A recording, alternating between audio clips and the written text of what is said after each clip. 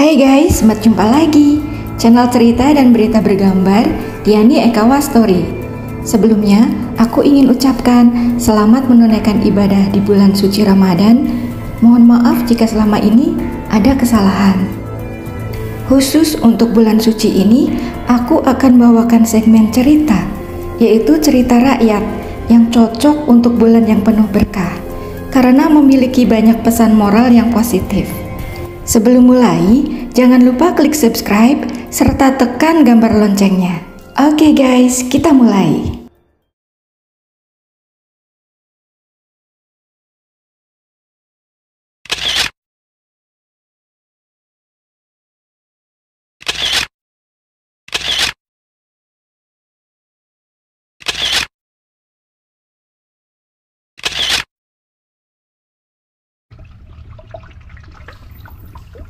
Suatu ketika, terdapatlah sebuah desa yang indah di Jawa Tengah, Indonesia. Orang menamainya Desa Karangbawang. Desa Karangbawang memiliki sebuah sungai lebar yang berliku-liku melalui perbukitan, kebun, sawah, dan padang rumput. Sungai itu memiliki air yang sangat jernih. Di sebuah sudut sungai, terdengarlah suara yang sangat merdu. Itu suara bawang putih. Seperti biasa, gadis cantik itu sedang mencuci di sungai. Bawang putih menyanyi untuk menghilangkan kesedihan hatinya. Dia hidup sebatang kara di dunia. Kedua orang tuanya yang mengasihinya sudah meninggal dunia. Ia hidup bersama Ibu Tiri. Orang desa memanggilnya Mbok Rondo Karangbawang, serta saudara tirinya, yaitu Bawang Merah. Ibunda Bawang Putih sudah meninggal dunia ketika dia masih kecil. 2 tahun setelah ibunya tiada, ayah Bawang Putih menikah lagi. Namun Bawang Putih tetap hidup bahagia bersama ayah yang sangat mencintainya, serta Ibu Tiri yang merawatnya, serta saudara tiri yang menemaninya. Hidup Bawang Putih berubah drastis ketika ayahnya juga tiada. Sepeninggal ayahnya, sikap ibu dan saudara tiri berubah menjadi jahat terhadapnya. Bawang Merah seorang yang culas dan malas. Dia tidak mau membantu pekerjaan rumah. Dia hanya mau berdandan dan tidur-tiduran sepanjang hari. Setiap hari hanya ada perintah dan perintah saja untuk Bawang Putih. Bawang Putih, bikinin nasi goreng dengan telur orak-arik dan tempe goreng. Nasi goreng dan telur dadar untukku. Secangkir coklat panas untukku.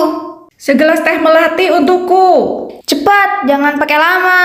Bawang Merah sepertinya lupa jika Bawang Putih adalah saudaranya, serta putri dari pemilik rumah yang mereka tempati. Mereka memperlakukan Bawang Putih seperti pembantu di rumahnya sendiri.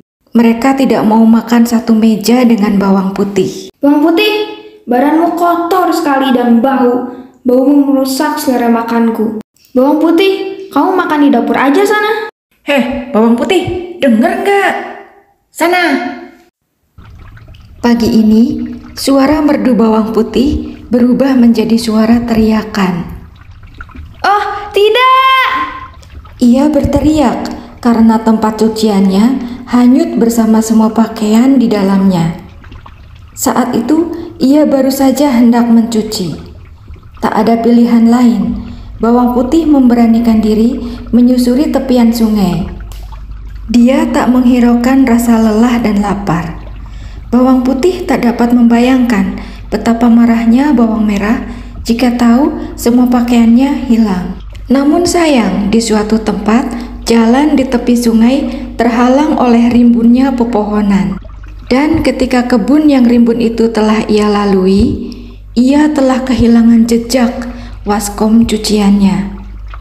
Bawang Putih terlihat kehilangan semangatnya. Meskipun dengan langkah gontai, Bawang Putih tetap melanjutkan perjalanannya. Di suatu tempat, Bawang Putih bertemu dengan seseorang yang sedang membersihkan rumput di kebun. Bawang Putih bergegas menghampiri dan menyapanya. "Paman, maaf mengganggu sebentar. Barangkali Paman melihat keranjang cucian saya." Keranjang cucianmu kenapa? Hanyut ketika saya hendak mencuci tadi. Kini saya kehilangan jejaknya. Aduh, sayang sekali, Nak. Paman tidak melihatnya. Paman dari tadi mencangkul saja di sini. Ujar paman itu dengan menyesal. Bawang putih pun mohon diri dan melanjutkan perjalanan. Di suatu tempat, bawang putih melihat beberapa wanita sedang mencuci dan mandi. Bawang putih pun menghampiri dan menanyakan pertanyaan yang sama. Namun sayang, mereka pun tidak melihat waskom cuciannya. Bawang putih pun berpamitan dan melanjutkan perjalanan. Hari semakin siang, namun bawang putih tetap berjalan. Kemudian, bawang putih melihat seorang pengumpul kayu bakar. Dia sedang beristirahat di bawah pohon.